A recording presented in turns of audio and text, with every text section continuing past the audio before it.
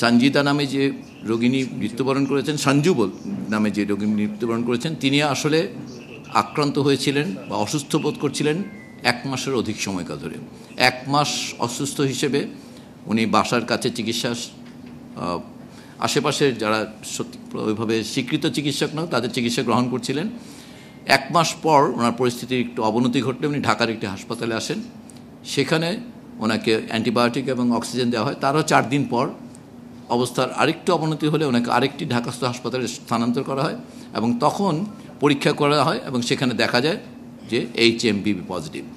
প্রথমে স্পষ্ট হওয়া দরকার, আসলে এই রোগিনী হাসপাতালে এসেছিলেন মূলত সেপসিস নিয়ে, মানে উনি যখন হাসপাতালে আসছেন তখন ওনার সেপসিস আছে এবং তখন ওনার কালচারে শুধু HMPVর পাশাপাশি সেখানে ক্লেবশিয়েলাও পাওয়া গিয়েছিল এবং এটা ক্লেবশিয়েলা জনিত সেপসিসের কারণে উনি হাসপাতালে ভর্তি হয়েছিলেন। ওনার HMPV পজিটিভ এই ফাইন্ডিংসটি হচ্ছে ওনার চিকিৎসাজনিত যে পরীক্ষা নিরীক্ষা তার প্রক্রিয়ার অংশ হিসেবে এটা ডিটেক্টেড হয়েছে।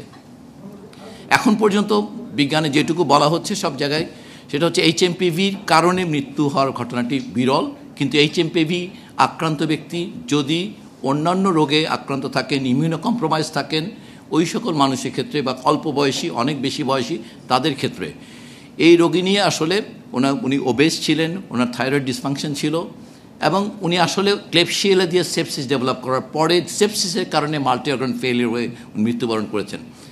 এই সেপসিস বা এই মাল্টি অর্গান ফেলিয়ারের কেসগুলো যখন নাকি ভেন্টিলেট করা হয়, সাধারণভাবে এদের আউটকাম পৃথিবীর উন্নত দেশগুলোতেও কিন্তু যথেষ্ট খারাপ হয়। অতএব এই মৃত্যুটিতে মূলত ক্লেবশিয়েলাজনিত সেপসিস এবং সেই কারণে নিউমোনিয়া এবং মাল্টি অর্গান ফেলিয়ার, এই মৃত্যুর কারণ হচ্ছে এগুলো। কিন্তু রোগিনী অবশ্যই দুর্ভাগ্যজনকভাবে তিনি HMPV আক্রান্তও ছিলেন, যেটি একটি সার্কুলেটিং ভাইরাস। বাংলাদেশে দীর্ঘদিন যাবৎ এবং পৃথিবীব্যাপীও এই ভাইরাসটি এই সিজনাল ফ্লু হিসেবে মানুষকে আক্রমণ করে থাকে। অতএব এই মুহূর্তে আমাদের গত কোভিডের কারণে আমাদের যে ডায়াগনস্টিক ক্যাপাসিটি বেড়ে গিয়েছে, আমাদের সেই কারণে আসলে আমাদের আজকাল রেসপিরেটরি প্যানেলে ডিটেকশনে একসাথে অনেকগুলো ভাইরাস ধরা পড়ে, ওই কারণে HMPV ডিটেকশনটা এইভাবে হয়েছে। এখনও আমরা মনে করি যে দেশে আসলে যদি রুটিন স্ক্রিনিং হয় একটা সংখ্যক সবসময় একটা প্রপোর্শন HMPV থাকে, কিন্তু সেই HMPV কখনোই আসলে সাধারণভাবে মৃত্যুর কারণ হয় না। অতএব আমরা আজকে আসলে আপনাদের মাধ্যমে সারা দেশের মানুষকে এই কথাটি বলতে চাই যে এটি খুবই দুঃখজনক যে একজন HMPV আক্রান্ত মানুষ, তিনি হাসপাতালে ভর্তি থাকা অবস্থায়, ভেন্টিলেটরে থাকা অবস্থায়, ওনাকে ভেন্টিলেটর থেকে উইন করা হয়েছিল, আসলে ভেন্টিলেটর থেকে বেরও করে আনা হয়েছিল অবস্থার উন্নতির কারণে, আবার 8 ঘন্টা পরে অবস্থার অবনতি হয় এবং তারপরে মৃত্যুবরণ করেন। এটা দুঃখজনক। ওনার মৃত্যুতে আমরা মন্ত্রণালয়ের পক্ষ থেকে দুঃখ প্রকাশ করছি, কিন্তু আমরা আশ্বস্ত করতে চাচ্ছি এই কারণে যে এখন পর্যন্ত বিজ্ঞানে আসলে HMPV কারণে মানুষের সরাসরি মৃত্যুর কথাটি সরাসরি বলা হচ্ছে না। এটির মৃত্যু হারও খুবই নেগলিজেবল। কোথাও কোথাও এটাকে 1000-এ একজন বলা হয় বটে, কিন্তু এটা সুস্থ মানুষের ক্ষেত্রে তাও না। অতএব একজন মানুষের সার্বিক সুস্থতা, তার ইমিউন স্ট্যাটাস, তার অন্যান্য রোগের উপস্থিতি, এইগুলো নির্ধারণ করে HMPV দিয়ে ওই মানুষটি আসলে কতখানি ঝুঁকির মধ্যে আক্রান্ত হবেন।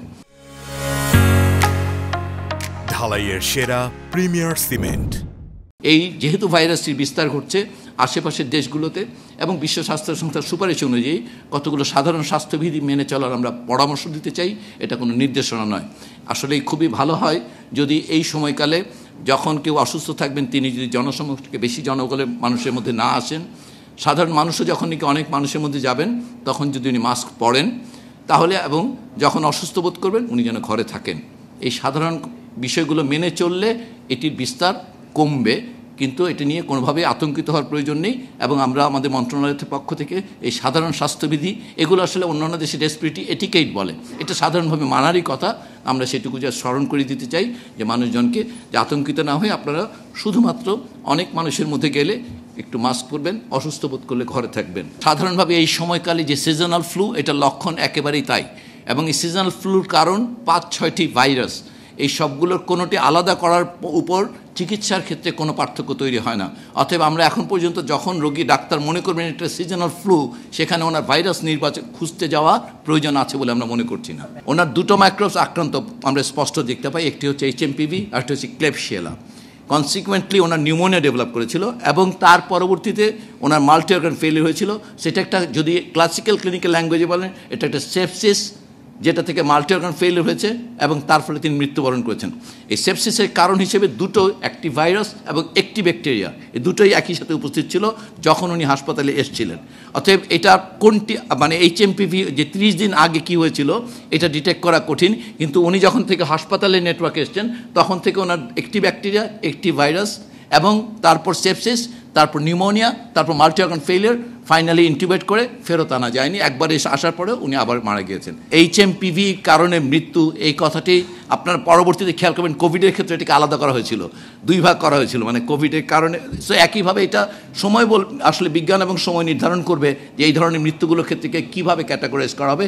এখন পর্যন্ত এইভাবে স্পষ্ট কোরিলেশন, মানে HMPVর কারণে মৃত্যু বলার মতন আসলে কোনো ক্যাটাগরি ডেভেলপ করানো হয়নি।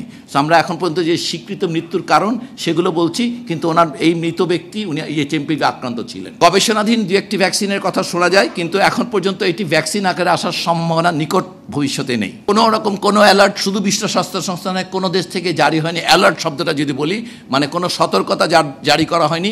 কতগুলো বিষয়ে পরামর্শ দেওয়া হয়েছে বিভিন্ন দেশে, সেটা চীন, ভারত বা বিশ্ব স্বাস্থ্য সংস্থার একটা পুরনো অনেক দিনের একটা গাইডলাইন আছে, সেখানেও তারা কিছু কথা বলেছে, কিন্তু সেগুলো খুবই সাধারণ পরামর্শ আকারে, কোনোভাবেই সেগুলোকে সতর্কতা বলা যাবে না। লক্ষণগুলো সর্দি, কাশি, একেবারে গা ব্যথা, নাক দিয়ে পানি পড়া, এই একদম সাধারণ ফ্লুয়ের যা লক্ষণ তার থেকে এটার কোনো পার্থক্য নেই এখন পর্যন্ত।